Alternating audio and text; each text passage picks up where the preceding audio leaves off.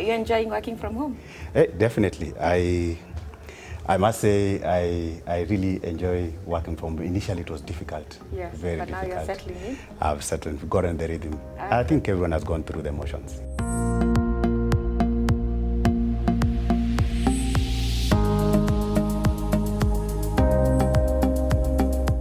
Hello there. Welcome to BrighterMonday Fireside Chat. My name is Nyagah. I'm the head of human capital at Faulu Bank. I have over 15 years of experience in the HR professional. I'm also a certified professional coach. So welcome. Thank you. My name is Felix Ochieng. I work for Liberty, Kenya. I have over 18 years of experience in human capital. I'm very excited to be here, and the hybrid model is definitely the future of the workplace. The pandemic has taught us a lot. We've gotten ourselves into improving a number of areas, especially ensuring that our technology works for us.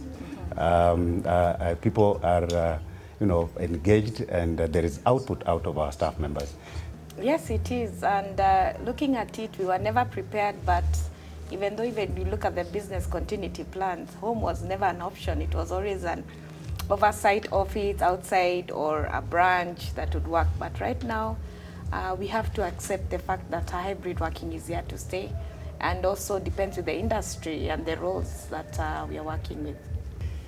As a country, have we embraced working from home? Yes, no. I think you rightly put it. It's dependent on the industry, one, because certain industries, certain roles dictate that somebody really has to be at the workplace. A lot of businesses did suffer because having the right systems for people to work, getting the resources for people to actually get to work from home. I know of organizations that people are not even enabled to work from home. So they had to get into budgets, into getting the right resources, laptops, or even machines, the desktops, to transfer them from the office to where people are actually will be working from, and that was home. True.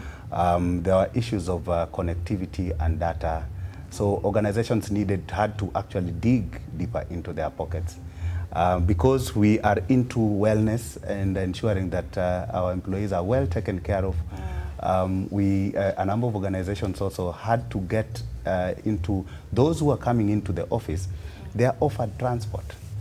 So all these are costs that were not intended for the organization.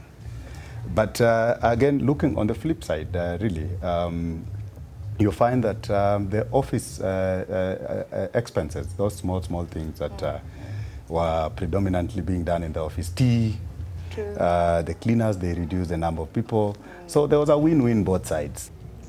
Should we have specific days when staff are actually coming to the office, or we allow them to choose which specific days they do come to the office? Of course, there is a set of motions and governance that has to go behind it, and really, for me, I've always looked at it to be dependent on each unit or function per function, because they will define which are the critical moments where they think they really want to have everyone in the office. More employees are talking about getting into the office 3 times in a week. I don't know whether that is also applicable to you, but that's what I've predominantly seen in some of the publications and articles that I've gone through. So if you look at it, 3 days in a week, coming to the office, then you come to you work from home for 2 days.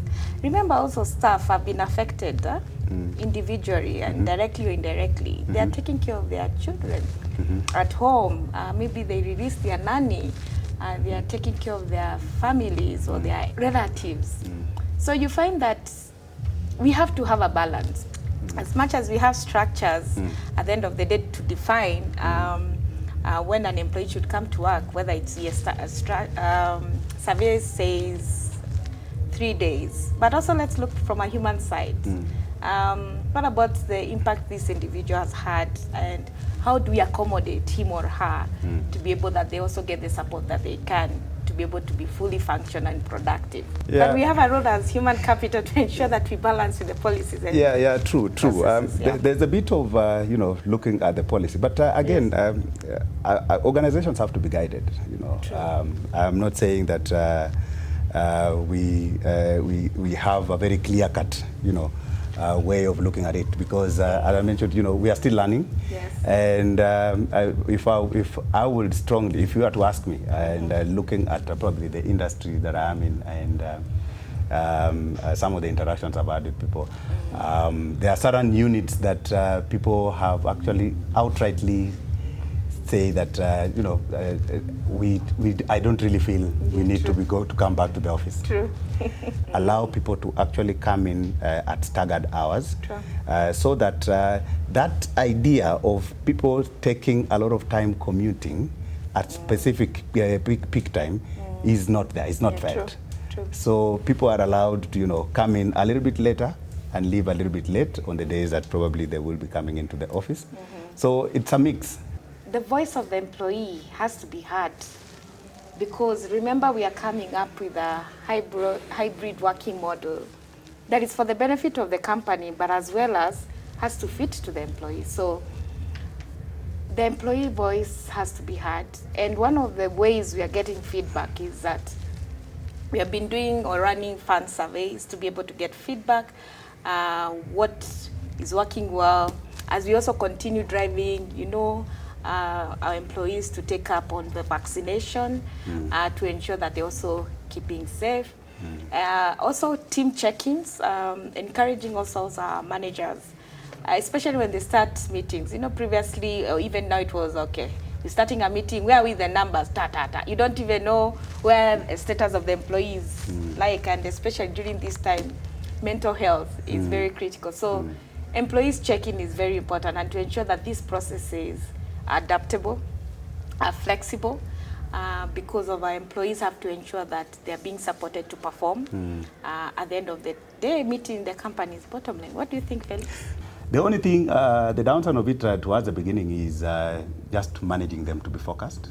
At times, that focus really, and it cuts across really, but more generally for the young in age. And these are the guys who found time to do their side drives, you did say, yeah? Yeah, they're called side drives. Yeah, those side drives. And they're actually finding their purpose. Some of them right now are into things that you'll never believe. And remember, what I have learned is that they are also a very agile group that require the space. And they are the team that requires autonomy. Trust them to deliver. So self-gratification is very key for this set of employees. And one of the things that I know they did like was having conversation with some of them, the ability for them not to be to get out and dress up to go for certain functions or to go to work. Yes. They really did like the way they were operating. But I think the bit about distraction is something that probably, if it is well managed, and it's constantly with the constant coaching and having conversations with them and having the right touch points with them, really they will be on the right track. True. You find that they're the ones who are very quick to give ideas. They like communication, continuous communication. They don't want to be left in abeyance.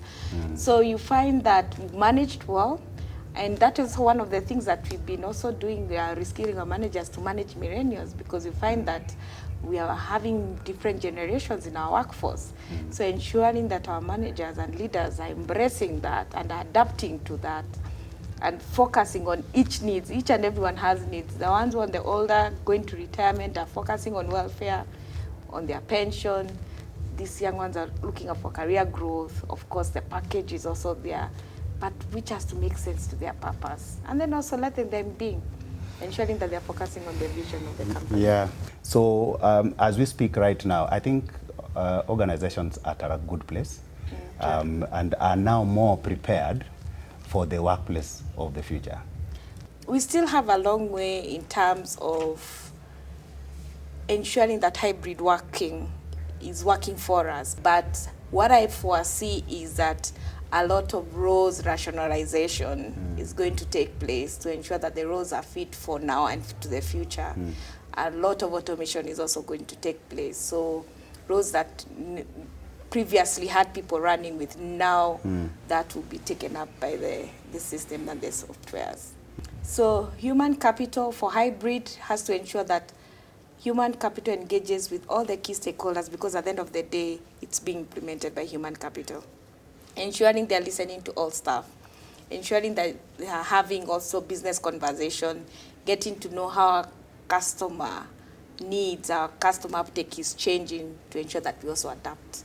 Yeah, May, you are right. I think to cap it all, it's important that all that we are doing, it's actually put in a framework that somebody will actually be able to refer to, so that there is a consistency, there is discipline in everything that we do. Because of course, if we have a model that is not governable, and then that's a recipe for disaster. True. But there's one thing that I think the period that we are in, we have really come to terms with one particular element of empathy. Yes. And humanness. Yes. Those are things that really, as leaders, we really need to ensure that they stay close to us, even as we engage with our employees.